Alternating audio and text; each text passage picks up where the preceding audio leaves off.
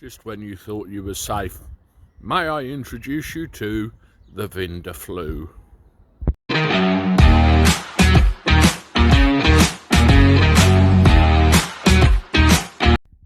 How do everybody? Welcome back to the channel for a Tuesday. I hope you're all doing all right and taking full advantage of that little bit more freedom we got granted yesterday. Well, I'm very depressed about what's going on, to be honest with you. Very depressed indeed. I mentioned the word Vindaflu at the beginning of this video. Now, you'll find the term Vindaflu on page 238 of the Belfield Codebook.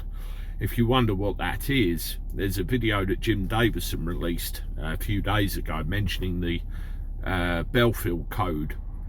And this is a list of terms and phrases which one can use to openly discuss matters which might otherwise get picked up on by the if you get my meaning. So from this point on, it will be referred to as the Vindaflu.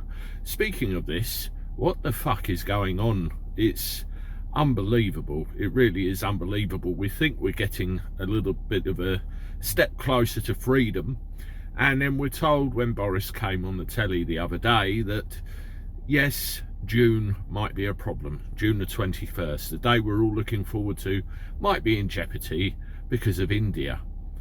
Now, I am really worried about what's going on. India is supposed to be on the red list of countries, i.e. anybody that comes in is supposed to be on a quarantine list and end up in a hotel at the cost of 1,750 quid. Well, that's all well and good, but what happens in the airport before they get to that point? Yes, according to the press, and I've seen this report many times before myself, it would appear that when people are coming back from different countries, they're being allowed to mix within a few feet of each other.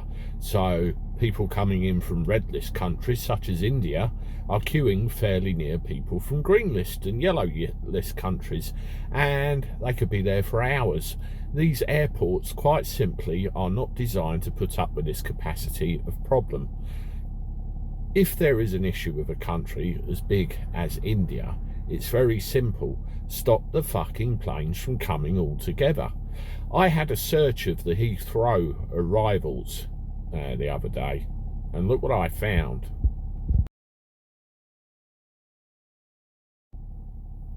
Yes, that's 2 flights from India on that day I searched.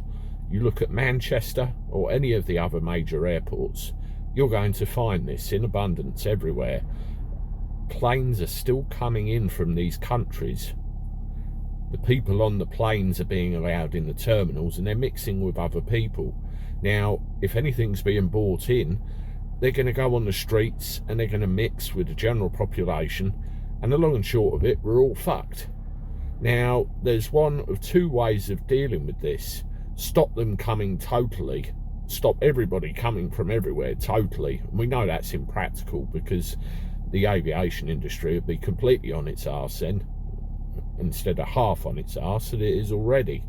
The other option is when the plane comes in, you completely isolate those passengers from everywhere.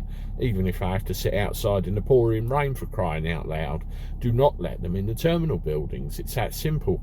There's no correct quarantine procedure and there's big holes in it all over the place.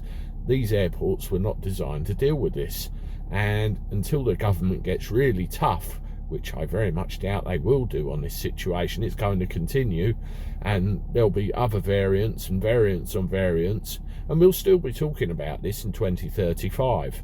When is it going to stop? When is it going to end? It's going to cause more problems in the long run. Mental health, closed businesses, lots and lots and lots of more problems if I don't get a absolute bang on the head, deal with it here and now. It's crazy. You saw my live stream on Sunday where I talked about the impact all this has on the taxi industry. Well, there's a lot more industries as well as that have an impact, and I really fear for all of them right now. Anyway, I'm going to bugger off. I'll be back later with another video. Thanks for tuning in. This is the Gabby Cabby signing off, and I will see you later. Toodaloo.